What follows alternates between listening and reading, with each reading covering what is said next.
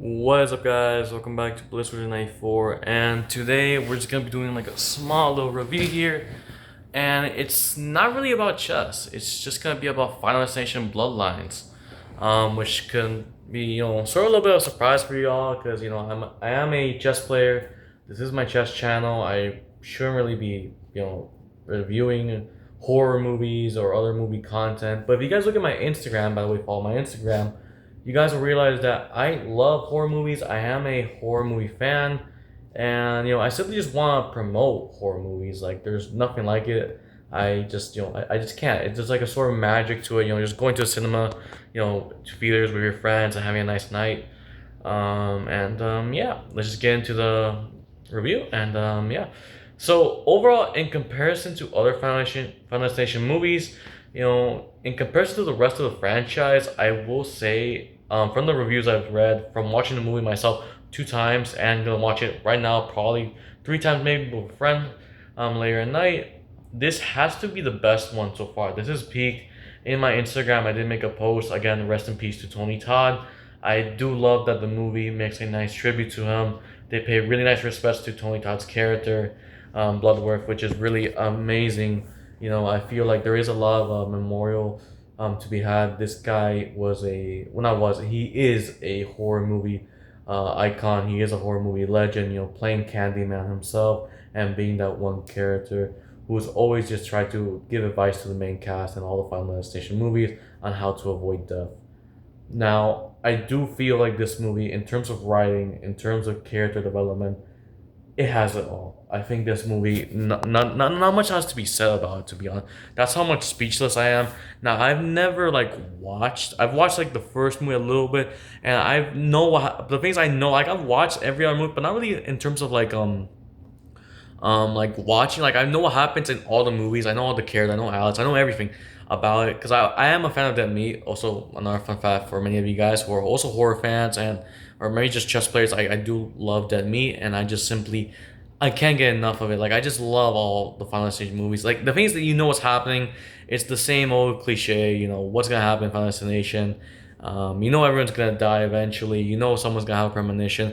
I cannot really give much of a spoil. I don't want to really give much of a spoiler, but the two, three things I'm gonna spoil is something which is maybe it will change your taste in the movie, but maybe you guys might like it in the end. So the first thing I'm gonna spoil is the fact that, again, in comparison to the other movies, they don't really use premonition that much in these movies. Like, they do feature like nods to it maybe happening, but they don't really have like these weird visions, where someone would die and then they wake up again and they're like in the real world, and you're just like, it hasn't happened yet, and then they try to fix it or prevent it from happening. They don't really do that. They do it like sort of in the beginning, but like when going way back in the flashback, rather than using it whenever Steph was having any other issues or trying to work out her way against death, like ever since she tried to get her grandmother or aunt's journal, I forgot her name. She was trying so hard to find a way to make it, not get near her family, the point of Bloodlines. Kind of like any other Final Destination movie, you guys try to simply work as a team, and it's really nice seeing the character development. Again, the writing they have is really amazing. You can feel the tension between the family issues they had with their mother disappearing, and honestly, I don't really feel that bad. Like, I kind of feel kind of happy them not showing the premonition aspect, as they don't really rely too much on it to build suspense. You just know what's gonna happen. The writers already know that you're accustomed to this type of movie. Like, you already know the whole point of Final Destination, and they see no point in it. It's like the equivalent of, let's say, showing Uncle Ben's death in Spider-Man, even though it is a critical importance of Spider-Man's character in terms of Peter Parker's backstory. The Marvel Cinematic Universe, they said, okay, you watched it in Tobey Maguire's Spider-Man and Andrew Garfield's Spider-Man. There's no reason to show it again in Tom Holland's Spider-Man. So it's the same thing here in Final Destination. Like, the premonition thing, it's important. They've done it in almost every movie, but they only used the one here because you guys sort of know what happens. Like, come on, it's just the old cliche, kind of like probably Back to the 13 or Nightmare on Elm Street. Like, you just know what's gonna happen. It's just the same character death trying to kill a bunch of teenagers, or in this case, a family. So yeah, again, as I said before, writing is amazing. The characters are really lovely. Like, you can actually feel in love with these characters. You can relate to a lot of these characters. I feel like, again, it's just a really nice movie, really good development. In terms of deaths, I at first glance I thought the CGI was bad.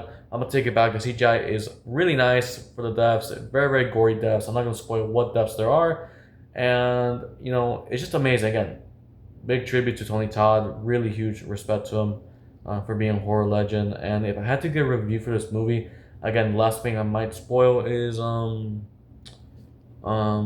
do like the inclusion of his backstory, which wasn't really a thing in all the other movies. So this is a really nice. I guess this isn't really a spoiler, but it's just really nice to have him give his backstory. As this is the last time we canonically see him in the movie verse, unless in a future Final Destination they're probably gonna do this where they show that he died off screen due to old age or death finally catching up to him after him trying to avoid him on his death list for years and decades of finding death.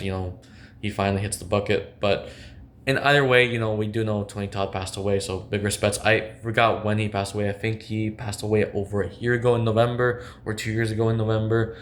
Again, huge horror icon. The world's gonna miss him. We are gonna miss him. I love Candyman. I love his role in the Final Station movies. Again, this is it's just old school. It's just fun. It's just like, you can't get enough. It's just fun. I'm watching Final Destination today for the third time in a row. Hopefully, if not, I just watched it for 2 times.